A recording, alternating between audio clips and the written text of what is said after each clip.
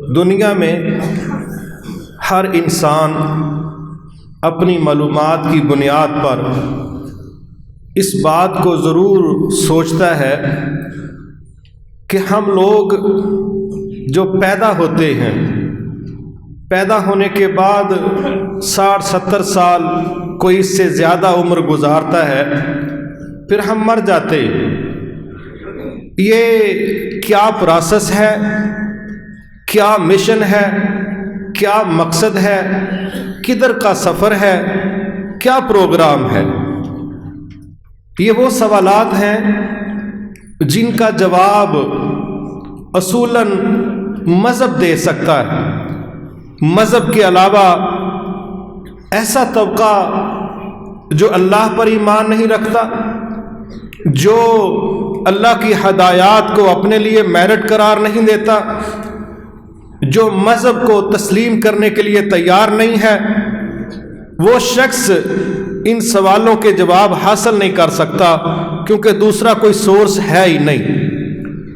چونکہ دنیا میں اس وقت 8 ارب کے قریب آبادی ہے، اس میں سے کم از کم 1 ارب 10 کروڑ ایسے لوگ ہیں جو کسی بھی دین کے قائل نہیں ہیں، نہ عیسائیت کو مانتے ہیں، نہ یہودیت کو مانتے ہیں، نہ ہندو مت کو، نہ سکھ مت کو، نہ جین مت کو، وہ کسی کو بھی قبول نہیں کرتے۔ تصور مذہب ان کے لیے ایک بہت بڑی عجیب و غریب سوچ ہے، نظریہ ہے، جس کو وہ تسلیم نہیں کرتے، اور چھوٹی تعداد نہیں، تعداد بھی بہت بڑی۔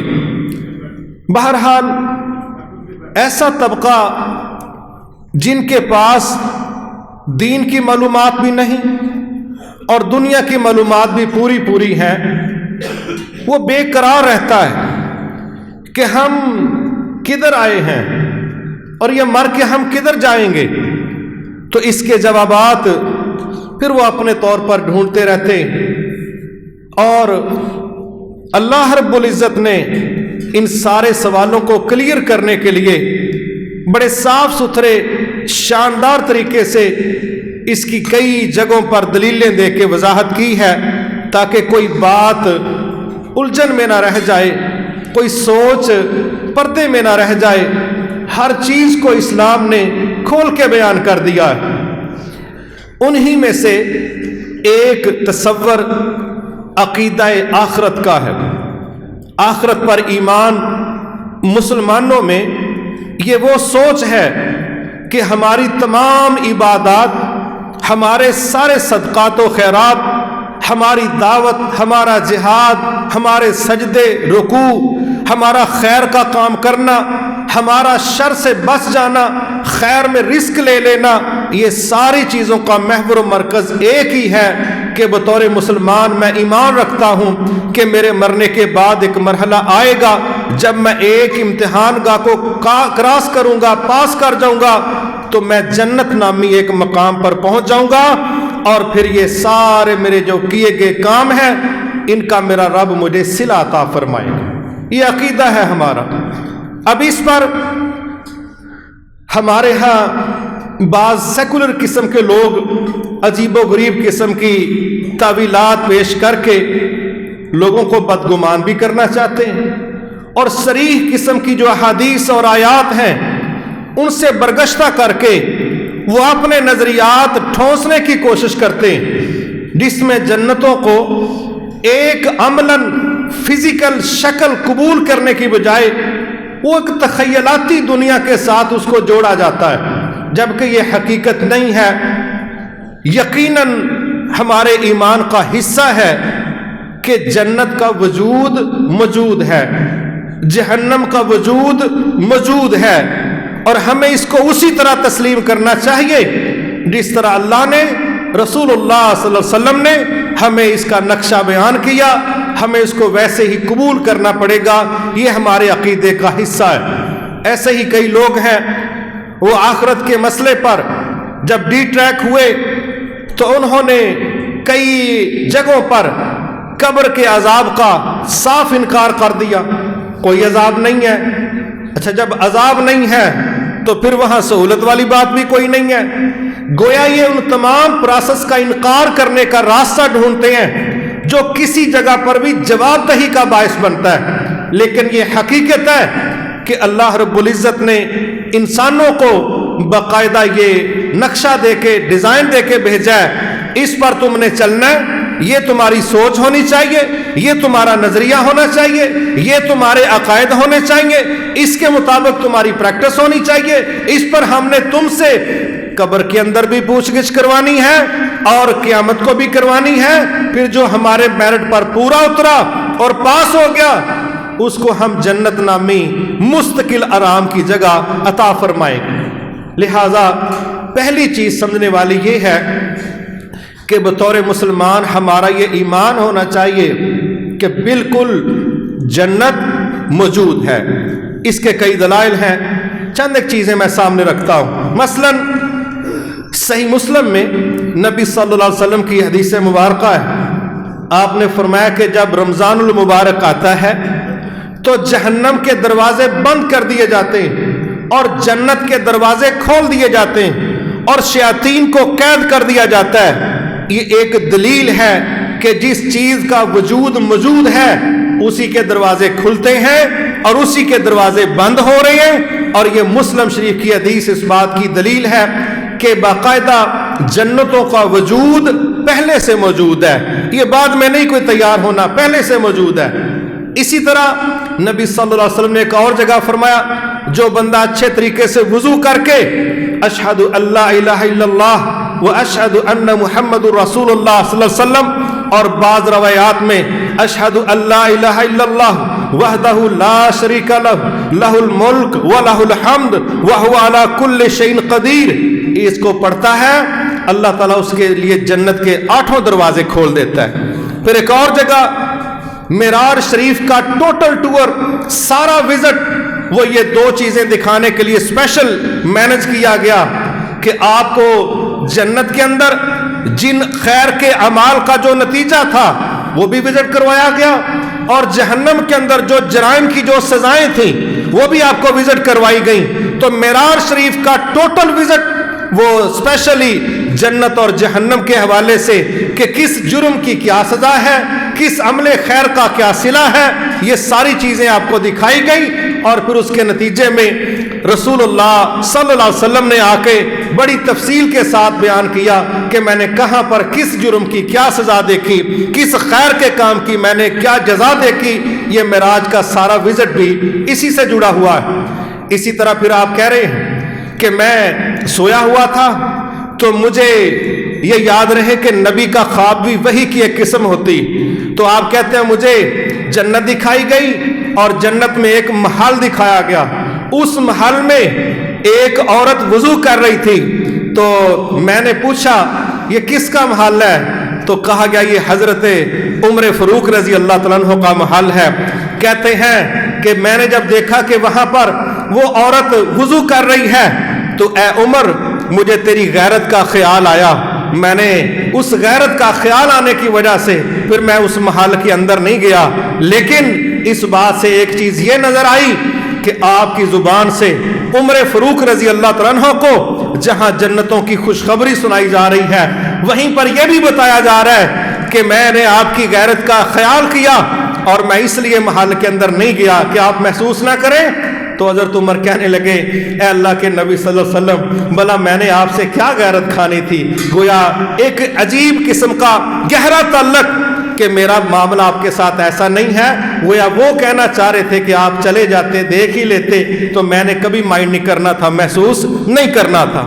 اسی طرح میں ایک اور چیز دیکھتے ہیں کہ نبی صلی اللہ علیہ وسلم نے فرمایا کہ جب کوئی شخص قبر کے اندر دفن کر دیا جاتا ہے اور پھر اس کا اگلا مرحلہ سوال و جواب کا ہے, وہ پاس بھی ہو سکتا ہے وہ فیل بھی ہو سکتا ہے. لیکن آپ فرما رہے ہیں, یہ صحیح بخاری شریف کی حدیث ہے کہ قبر میں اس مرحلے کے بعد ہر روز صبح اور شام کو اگر بندہ جنت کا مالک بننے والا ہے تو جو جنت میں اس کی منزل ہے اس کا ٹھکانہ ہے, ہر روز صبح بھی شام کو قبر کے اندر اس کی جھلکی دکھائی جاتی, اس کا نظارہ کروایا جاتا ہے. اور اگر اس کا ٹھکانہ جہنم ہے تو پھر اس کو وہ ٹھکانہ دکھایا جاتا ہے. ہر صبح ہر شام ڈیلی 2 دفعہ یہ مرحلہ آتا ہے کہ جس جگہ اس نے رہنا ہے، جنتی ہے تو جنت دکھائی جاتی ہے، جہنمی ہے تو جہنم دکھائی جاتی ہے.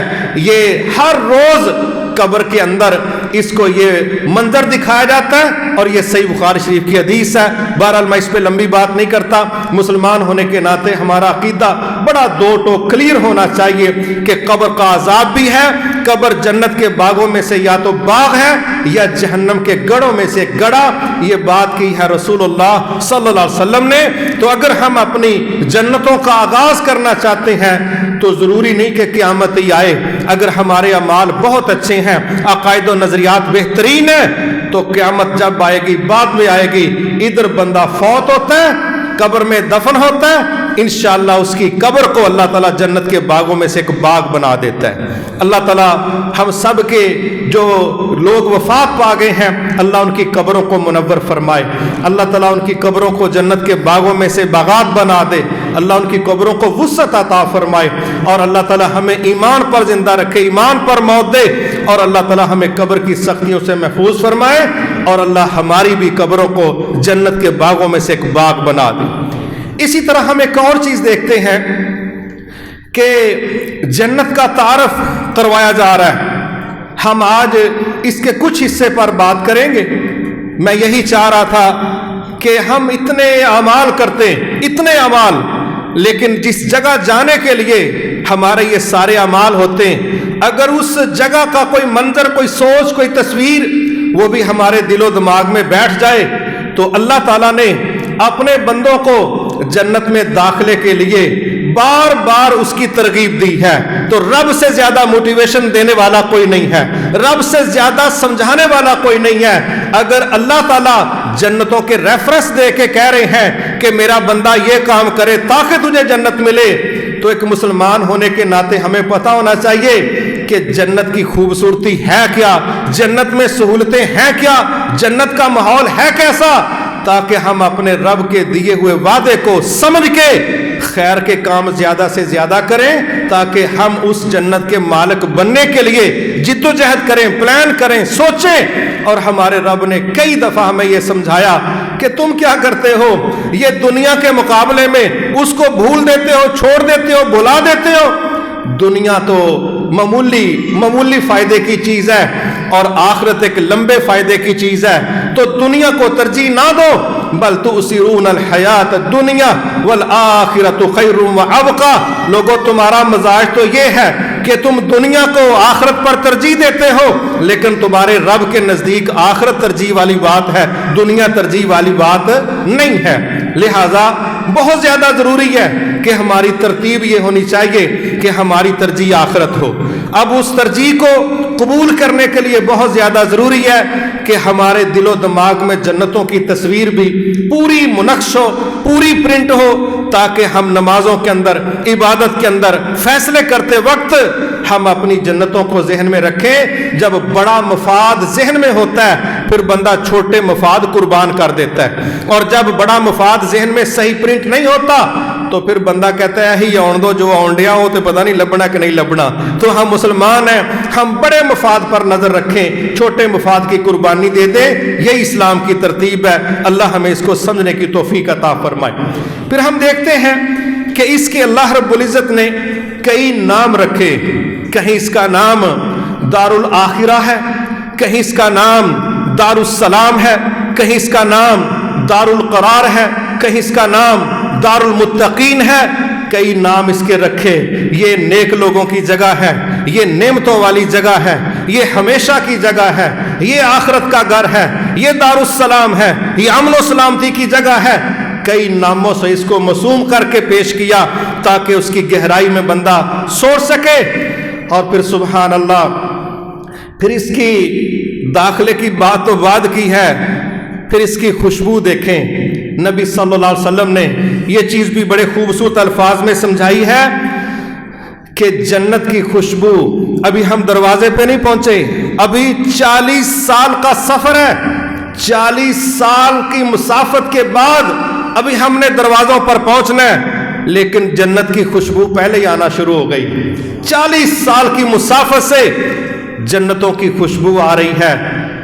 बाज़ औक़ात बंदे की हिस्स ठीक हो ना, तो घर में आम पड़े हों, आमों का क्रेट किसी जगह पड़ा हो, तो पूरे घर में उसकी खुशबू फैल जाती, हालांकि वो सामने नहीं है, आप बाग के अंदर नहीं है। देहातों में जब किसी घर में तड़का लगता है ना सालन को, तो पूरे मोहल्ले में माशाल्लाह तबसरे होते हैं कि लगता है फलानी चीज़ पकड़ रही है, तो खुशबुएं हैं। तो जन्नत के अंदर जो फल हैं, जो फ्रूट हैं, जो डिशें हैं, उनकी खुशबुएं इस कदर ज़्यादा हैं, 40 साल की अगर कोई बंदा मुसाफत करे, इतनी दूर से जन्नतों की खुशबू आएगी।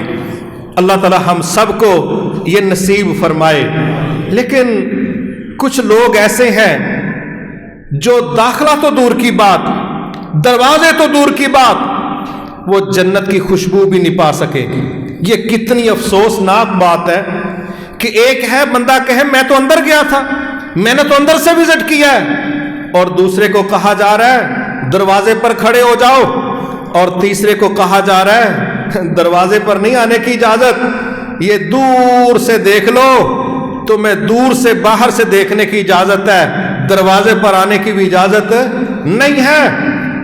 वो कौन से बदनसीब हैं कि जिन पर दरवाजे तक आना तो दूर की बात, 40 साल की मुसाफत पर उनको रोक लिया जाएगा कि नहीं नहीं जनाब, तुमने आगे नहीं जाना।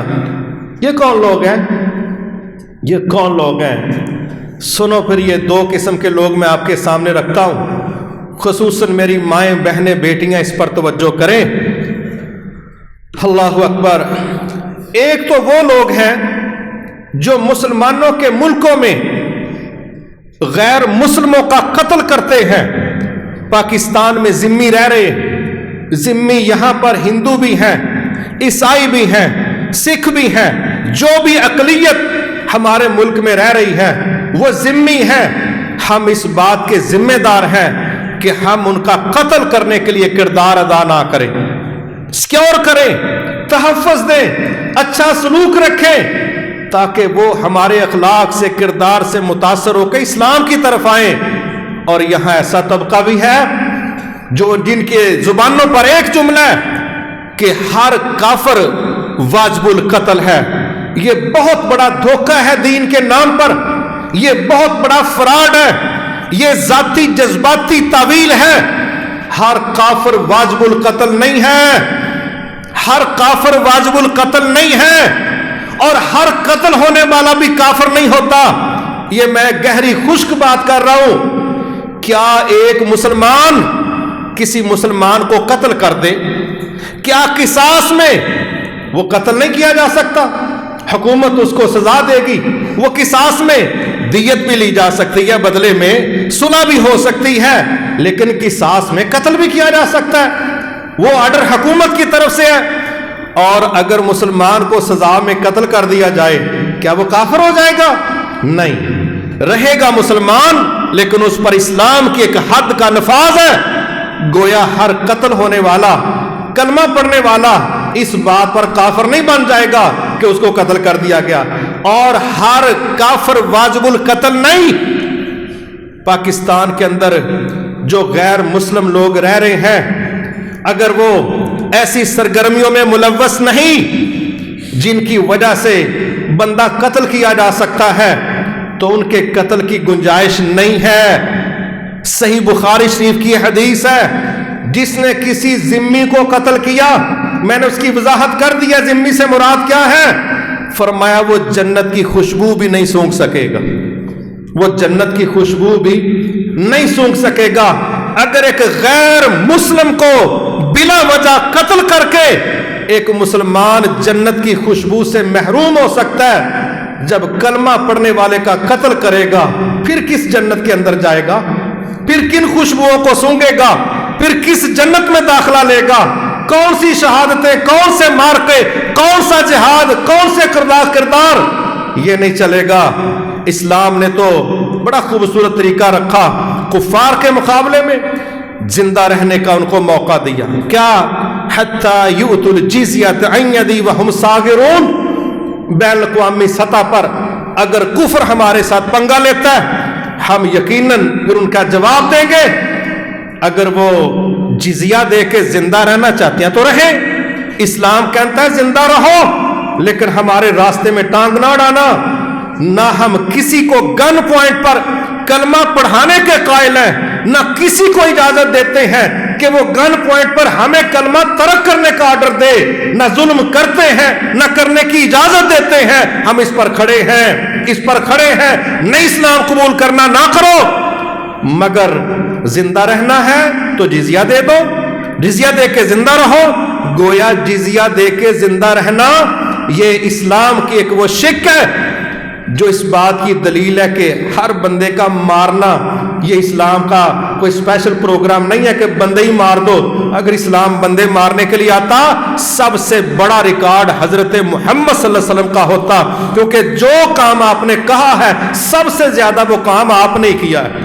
آپ نے عبادت کہی ہے تو سب سے زیادہ عبادت کی ہے، آپ نے سخاوت کا کہا ہے تو سب سے زیادہ سخاوت کی ہے، آپ نے توکل کی بات کی ہے، سب سے بڑا توکل آپ نے کیا ہے، آپ نے دعوت کی بات کی ہے، سب سے زیادہ دعوت کا کام آپ نے کیا ہے، آپ نے جہاد کی بات کی ہے، سب سے زیادہ جہاد کا کام آپ نے کیا ہے۔ اگر بندے ہی مارنا مسئلہ ہوتا تو ریکارڈ اللہ کے نبی کا ہونا تھا بندے مارنے کا، لیکن اللہ کے نبی صلی اللہ علیہ وسلم یہ یقینی طور پر دعوت کے راستوں کو ہموار کرنے کے لیے جہاں کو ایسی چٹانیں آ جاتی تھی پھر ان کو ریزہ ریزہ کر دیتے تھے، لیکن جو گردنیں سرنڈر کرتی تھی اللہ کے نبی پھر ان کو جینے کا موقع دیتے تھے، سوچنے سمجھنے کا موقع دیتے تھے۔ لہذا جو شخص کسی ذمی کو قتل کرے گا وہ جنت کی خوشبو نہیں پا سکے گا، داخلے بڑی دور کی بات۔ اور میں پھر یہاں یہ کہوں گا، جب غیر مسلم کے قتل پر خوشبوؤں سے بندہ محروم رہ سکتا ہے تو پھر اندازہ کریں مسلمان کا قتل کر کے بندے کا کیا نتیجہ نکلے گا۔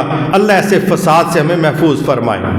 پھر دوسری چیز بڑی حساس ہے، وہ ہمارے معاشرے میں عام ہے، یہ قتل و قتال تو اس طرح کا نہیں ہے، ہمارے معاشرے کے اندر جو اس سے بڑی خوفناک شکل ہے، اللہ تعالی ہم سب کو اس سے محفوظ فرمائے، وہ اللہ رب العزت کے قوانین کو لو پروفائل میں لے لینا اور کہنا اس میں کوئی حرج والی بات نہیں، یہ بڑا خوفناک وائرس ہے۔ خواتین کے حوالے سے میں اسپیشلی گزارش کرنا چاہتا ہوں، نبی صلی اللہ علیہ وسلم نے یہ بات بھی سمجھائی، کہا ایسی خواتین جو جنت کی خوشبو نہیں سونگھ سکیں گی ان کی کون سی قسم ہے؟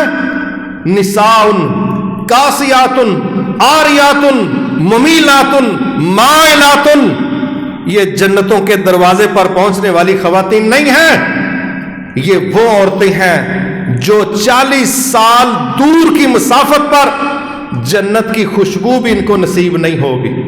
کون سی عورتیں ہیں؟ نساء کاسیات عاریات، ایسی عورتیں جنہوں نے ظاہراً کپڑے پہنے ہوئے ہیں مگر کپڑے پہننے کے باوجود ننگی ہیں۔ ایسی عورتوں کی سائیکی کیا ہے؟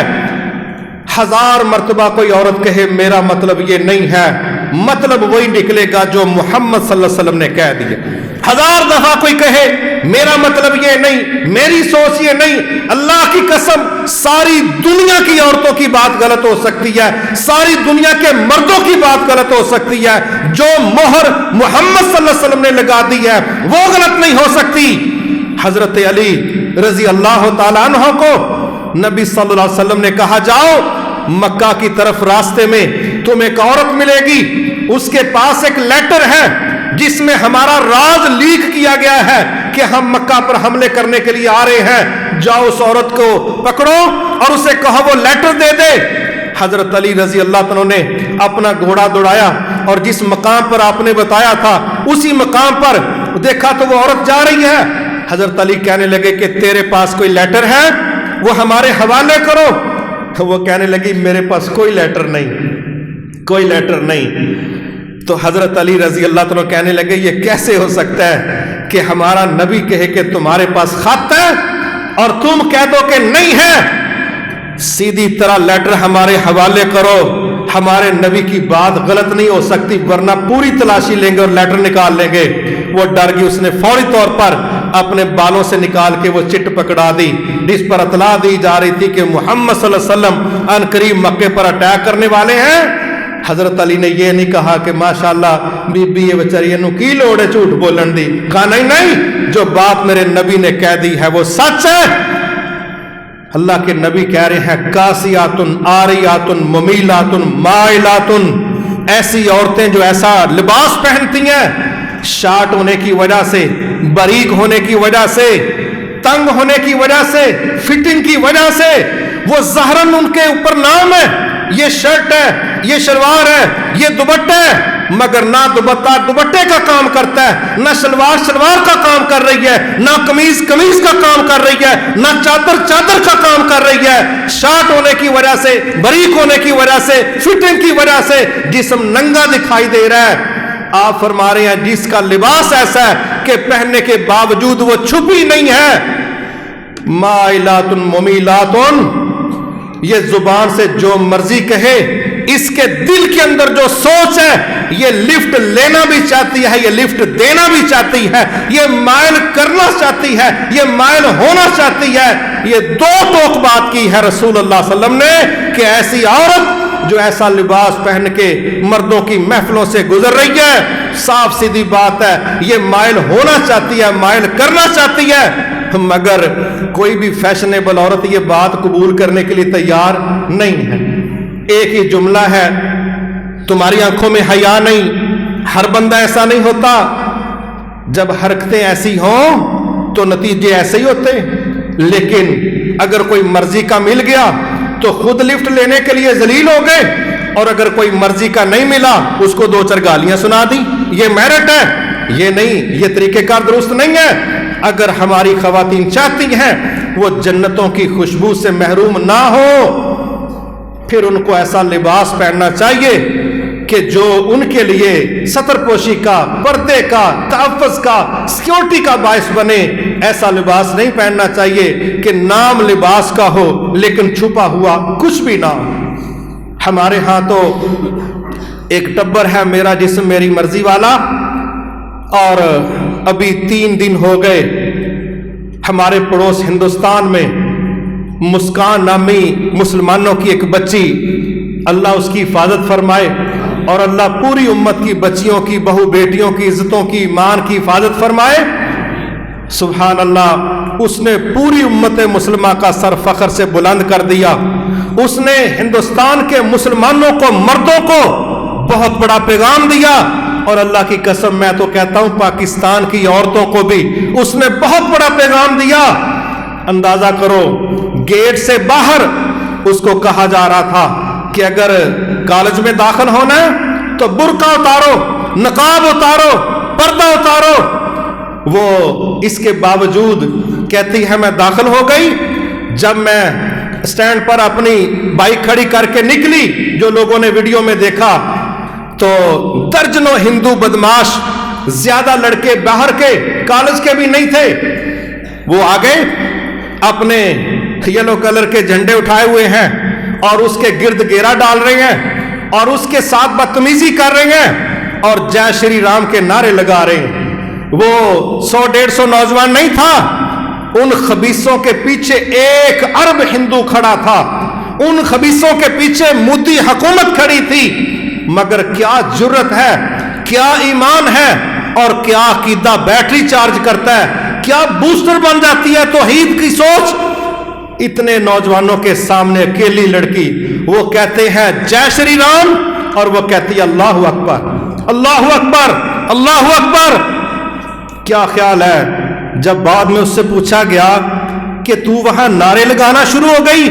کہتی ہاں، جب مجھے ڈر لگتا ہے پھر میں توحید کا نعرہ بلند کرتی ہوں، پھر میں کہتی ہوں اللہ سب سے بڑا ہے، پھر میرا ڈر ختم ہو جاتا ہے، پھر میرے اندر جرت آ جاتی ہے، قوت آ جاتی ہے. توحید کی یہی تو خوبصورتی ہے، توحید کا بہت بڑا کمال ہے، یہ بندے کو بزدلی سے بچا لیتی. عقیدہ توحید بندے کو بزدلی سے بچا لیتا ہے. اور وہ درجنوں ہندوؤں کے سامنے اکیلی لڑکی کھڑی ہو کے کہہ رہی ہے تمہارا جے شری رام بڑا نہیں ہے، میرا رب بڑا ہے، میرا اللہ بڑا ہے، اس سے بڑا کوئی نہیں ہے. سبحان اللہ. پھر بعد میں اس نے تفصیل کے ساتھ باتیں بتائیں. پھر اور بچیاں ساتھ کھڑی ہو گئیں، کہنے لگی ہم سے ہماری عزت لوٹنے کی بات کی جا رہی ہے. ہمارا پردہ ہماری عزت ہے, ہمارا پردہ ہماری عزت ہے, اور اس سے ہمیں چھینا جا رہا ہے. ہم اپنی عزتوں کو لوٹنے نہیں دیں گے, یہ ہمارا حق ہے, یہ ہمارا دین ہے. ہم اس پردے سے کبھی بھی آزادی کا تصور نہیں کریں گی. انہوں نے ایسا پیغام دیا, اللہ تعالیٰ نے اس کو تحریک بنا دیا. اس وقت ہندوستان کے درجنوں علاقوں کے اندر ہماری بچیاں, ان کے ساتھ نوجوان مسلمان, وہ جگہ جگہ پر دنیا کو پیغام دے رہے ہیں کہ ہمارے دین میں مداخلت ہو رہی ہے اور ہم اس کو برداشت نہیں کریں گے. اور کرناٹک کی عدالت میں کیس لگا ہوا ہے کہ مسلمان بچیاں پردہ کر کے کالج نہ آئے.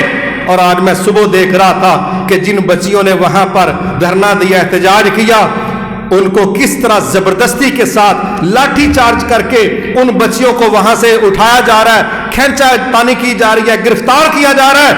اور بچیاں سڑک پر چل رہی ہیں, اور درجنوں بدماش ہندو نوجوان وہ گندا پانی بالٹیوں میں بھر بھر کے ان برقعے والی عورتوں کے اوپر پھینک رہی ہیں اور ان کے کپڑے کھینچ رہی ہیں. یہ حالات ہے ہندوستان کے اندر, اور وہ ہماری بیٹیاں سارا کچھ فیس کر رہی ہیں کہ جان جاتی ہے تو چلی جائے, پردہ جانے نہیں دیں گی. اور ایک ہمارے ہاں ہے کوئی جانوروں کی اولاد, وہ کہتے ہیں کہ عزت جاتی ہے جائے, جان بھی بچائیں گے, پردہ جاتا ہے تو 1000 دفعہ جائے, بلکہ پردہ مردوں کی عقل پر پڑ گیا. ہمیں پردے کی باتوں نہ سناؤ, ہمیں ڈریسنگ نہ سمجھاؤ. ہمارے ہاں پردے سے آزادی کی بات ہو رہی ہے, اور ہندو دہشت گردوں کے مقابلے میں ہماری چھوٹی چھوٹی بچیاں فرسٹ ایئر سیکنڈ ایئر کی, وہ کہتی ہیں جان لینی ہے تو لے لو, لیکن پردہ دینے کے لیے تیار نہیں ہے. میرے محترم بھائیوں, نبی صلی اللہ علیہ وسلم کے دور میں ایک عورت دوڑی جا رہی ہے میدان جنگ کی طرف. کسی نے اس کو بتایا کہ تیرا تو بیٹا شہید ہو گیا اور تو بڑا نقاب سنبھال کے چل رہی ہے. کہنے لگی بیٹا گم کیا ہے, حیا گم نہیں کی. بیٹا گم کیا ہے, حیا گم نہیں کی. جب ایسی عورتوں کے ساتھ حادثات ہوتے ہیں, جب نہ عزت بچتی ہے, نہ جسم بچتا ہے, نہ کیریئر بچتا ہے, نہ اسٹڈی بچتی ہے, نہ مستقبل بچتا ہے, پھر کہتی ہیں کاش ہم نے اس راستے کا انتخاب نہ کیا ہوتا. لیکن اس کے بعد کاش کے علاوہ ایسی عورتوں کے پاس کچھ نہیں بچتا. اللہ سب کی اصلاح فرمائے, سب کو اپنے حفظ و امان میں رکھے. یہ وہ عورتیں ہیں جن کے متعلق اللہ تعالیٰ کے نبی صلی اللہ علیہ وسلم فرما رہے ہیں کہ ظاہراً پردہ کیا ہوا ہے, لیکن پردہ ہے نہیں, جسم کو لباس چھپا نہیں رہا. کہا ایسی عورتیں یہ جنت کی خوشبو بھی نہیں سونگھ سکیں گی. ہماری عورتوں کو چاہیے کہ وہ اللہ سے ڈر کے بیگی قسم کا ڈھیلا ڈالا ایسا لباس استعمال کریں جس میں واقعی ان کا جسم چھپ سکے. اللہ تعالی ہم سب کو اپنے نبی کی باتوں کو سمجھ کے قبول کرنے کی توفیق عطا فرمائے. پھر ہم دیکھتے ہیں یہ 40 سال کی مسافت جن لوگوں نے کراس کر لینی ہے, اللہ ہم سب کو ان میں سے کر دے. پھر آگے اس کے دروازے آ رہے ہیں, سبحان اللہ. اور دروازوں کا سائز کیا ہے, نبی صلی اللہ علیہ وسلم ایک دروازے کا سائز بتا رہے, کہتے ہیں اس کے درمیان کا گیپ اتنا ہے جتنا مکہ سے بصرہ, اور دوسری جگہ فرمایا جتنا مکہ سے حجر. یہ بحرین کا شہر ہے, 1100 سے لے کے 1300 کلومیٹر کا یہ سفر بنتا ہے ان شہروں کا. یعنی سمجھ لے کہ 1200 کلومیٹر کا فاصلہ یہ ایک دروازے کا درمیانی حصہ ہے. درمیانی حصہ جہاں سے لوگوں نے جنتوں میں داخل ہونا ہے, اور جنت کے 8 دروازے ہیں. سبحان اللہ. پھر دروازوں کے نام رکھے ہوئے ہیں, اسپیشل گیٹ ہیں. یہ باب الصلاۃ ہے جو نمازوں پر بڑے شاندار کردار کے مالک ہیں, ان کو کہا جائے گا آپ ادھر سے آ جائیں, یہ آپ کا پروٹوکول ہے. باب الصدقہ ہے جو صدقہ و خیرات میں بہت بڑا کردار رکھتے ہیں, ان کو کہا جائے گا آپ ادھر سے آ جائیں. باب الجہاد ہے جن کی زندگیاں جہاد میں گزری, ان کو کہا جائے گا آپ ادھر سے آ جائیں. جو روزے دار ہیں باب الریان سے بلائے جا رہے ہیں. اور سبحان اللہ ابو بکر صدیق رضی اللہ تعالیٰ عنہ, آپ پوچھ رہے ہیں رسول اللہ صلی اللہ علیہ وسلم سے, کہا اے اللہ کے نبی صلی اللہ علیہ وسلم کیا کوئی ایسا بندہ بھی ہے جس کو جنت کے 8 دروازوں سے پروٹوکول کے لیے بلایا جائے گا. فرشتے کہیں گے اس دروازے سے آ جائیں, دوسرے دروازے والے کہیں گے آپ اس طرف سے آ جائیں. کیا کوئی 8 دروازوں سے بھی پکارا جائے گا؟ آپ کہتے ہیں ہاں ابو بکر مجھے امید ہے تو انہی لوگوں میں سے ہے جس کو 8 دروازوں سے پکارا جائے گا. لیکن کیوں پکارا جائے گا؟ مجلس لگی ہے, رسول اللہ صلی اللہ علیہ وسلم سوال کرتے ہیں لوگوں تم میں سے آج صدقہ کس نے کیا؟ ابو بکر صدیق کہتے ہیں میں نے کیا. لوگوں تم میں سے آج جنازہ کس نے پڑھا؟ ابو بکر کہتے ہیں میں نے پڑھا. لوگوں فلاں کام کس نے کیا؟ ابو بکر کہتے ہیں میں نے کیا. یہ وہ ہستی ہے, یہ وہ شخصیت ہے کہ عمر فاروق رضی اللہ تعالیٰ عنہ نے غزوہ تبوک کی کلیکشن کے موقع پر کہا آج میں اتنا مال پیش کر دوں گا کہ ابو بکر صدیق رضی اللہ عنہ مجھ سے پیچھے رہ جائیں گے. لیکن جب مال پیش ہوا رسول اللہ صلی اللہ علیہ وسلم نے حضرت عمر کا مال دیکھا, چیزیں دیکھی, کہا کیا کیا لے کے آئے ہو؟ کہنے لگے 50%. آج تو ہمیں زکوٰۃ دیتے موت پڑتی ہے نا, ہم حساب ہی نہیں کرتے, چلو نہ حساب کریں گے نہ دینے پڑیں گے. سبحان اللہ. کہتے ہیں 50% گھر چھوڑ آیا ہوں, 50% یہاں لے آیا ہوں. پھر ابو بکر صدیق رضی اللہ عنہ کو کہا جناب چیزیں دیکھیں, کوئی چیز ایسی تھی نہیں جو وہاں موجود نہیں تھی. آپ کہتے ہیں ابو بکر گھر بھی کچھ شاید چھڑ کے آئے ہو کہ نہیں؟ گھر بھی کوئی چیز چھوڑ کے آئے ہو؟ کہتے ہیں اللہ اور اس کے رسول کی محبت یا باقی ساری چیزاں مانجا مار کے تھے لیندہ. میرے محترم بھائیو اس دن عمر فاروق نے کہا نہ بھائی نہ, اس بندے دا مقابلہ کوئی نہیں ہو سکتا. اللہ تعالیٰ نے اس کو رکھا ہی ایک خاص لیول پر ہے. یہ لوگ ہیں جو 8 دروازوں سے پکارے جا رہے ہیں. سبحان اللہ. ایک دروازہ ہے باب الایمن, باب الایمن, یہ بڑے خوش نصیب لوگوں کا دروازہ ہے. کہا جا رہا ہے یہ ان لوگوں کا پروٹوکول ہے جن سے کوئی حساب کتاب نہیں ہوگا, جن سے کوئی حساب کتاب نہیں ہوگا. اللہ تعالیٰ اپنے نبی صلی اللہ علیہ وسلم کو کہیں گے کہ یہ جو دروازہ ہے وہ نکالیں اپنی امت کے لوگ جن کا کوئی چیک اینڈ بیلنس ہم نے نہیں یہاں پر کرنا, کوئی انویسٹیگیشن نہیں ہے, کوئی سوال و جواب نہیں ہے, آپ ان کو الگ کر کے اس گیٹ سے گزار دیں. بعض روایتوں میں 70,000 آتا ہے, بعض میں 7 لاکھ آتا ہے. راوی کہتا ہے تعداد مجھے یاد نہیں. بہرحال یہ باب الایمن ایسا دروازہ ہے جس سے وہ لوگ گزریں گے جن کا کوئی حساب کتاب نہیں. ہم اللہ سے دعا کرتے ہیں اللہ ہم سب کو ان میں سے کر دے, وہ ہر چیز پر قادر ہے. پھر ہم ایک اور چیز دیکھتے ہیں وہ بھی بڑی سمجھنے والی ہے. یہ 2 باتیں آخر میں کرنے لگا ہوں, بڑی توجہ طلب ہے. خواتین بڑی مشکل قسم کی زندگی گزارتے ہیں, لیکن جب ہم ان کا جنتوں میں داخلہ دیتے یا دیکھتے تو وہاں پر ہمیں ایک عجیب آسانی نظر آتی. کوئی شک نہیں کمپیریٹیولی دیکھیں تو عورتوں کی زندگی مشقتوں میں مردوں کے مقابلے میں نوعیت اگرچہ الگ ہے لیکن سروسز بیچاری کی 24 گھنٹے کی. آپ دیکھتے ہیں کچن میں کھڑی ہے, ناشتے سے لے کے ماشاءاللہ رات گئے تک ایسے ہی لگتا ہے جی میں پتہ نہیں کنے کے گاہک نے ہوٹل سے بیٹھے تھے تو 5-7 بچے ہی نہیں ماں نو بہن دیں, یہ پکا دو, یہ دے دو, وہ لے آؤ, یہ لے آؤ. ماشاءاللہ اگر کہیں مہمان آ جائیں تو پھر اس میں ان کی مصروفیت, بچوں کا معاملہ, سارا کچھ ہے. بہت مشقت والا ماحول, بڑا ڈیوٹی والا کام ہے, کوئی شک نہیں. مگر جب رب نے جنتوں میں داخلے کا میرٹ سمجھایا کیا خوبصورت باتیں کی. ابو ہریرہ رضی اللہ عنہ فرماتے ہیں کہ نبی صلی اللہ علیہ وسلم نے فرمایا کہ وہ عورت جو 5 وقت کی نماز پڑھے, رمضان المبارک کے روزے رکھے, اپنی عزت کی حفاظت کرے, اپنے خامد کی اطاعت کرے, وہ جنت کے جس دروازے سے چاہے داخل ہو جائے. کیا خوبصورت باتیں ہیں. بڑا لمبا چوڑا کرائٹیریا ان کو نہیں دیا گیا. اذا صلیت المرأۃ خمسها وصامت شهرها وحسنت فرجها واطاعت زوجها قیل لها ادخل الجنہ من ای ابواب ما شئت. جس دروازے سے تیرا دل کرتا ہے داخل ہو جا, مگر کام یہ ہے 5 نمازیں ہیں, رمضان کے روزے ہیں, عزتوں کی حفاظت ہے، خاوند کی اطاعت ہے، 8 دروازے کھلے ہیں۔ یہ خواتین اگر اس پر توجہ کریں تو رب نے ان کے لیے کتنی آسانی کی۔ واللہ مردوں کے لیے بڑے بیریئرز موقع ملا تو بعد میں ہم اس پر بات کریں گے کہ ابھی تو ہم دروازے پر پہنچے ہیں، داخلے کی باتیں بعد میں کریں گے انشاءاللہ۔ لیکن یہ 4-5 کام جو عورت کر جائے وہ جنت کے 8 دروازوں میں سے جس سے چاہے گزر جائے، اس کے راستے میں کوئی بیریئر نہیں۔ لیکن نمازیں بھی عورتیں بعض اوقات بر وقت نہیں پڑھتی، پتہ ہے نا، جماعت کے ساتھ نہیں نہ پڑھنا، پڑھ لینے ہیں، وہ 2 نمازیں جمع کر لیتی ہیں، وہ لیٹ کر دیتی ہیں، اور کئی سستی ہیں۔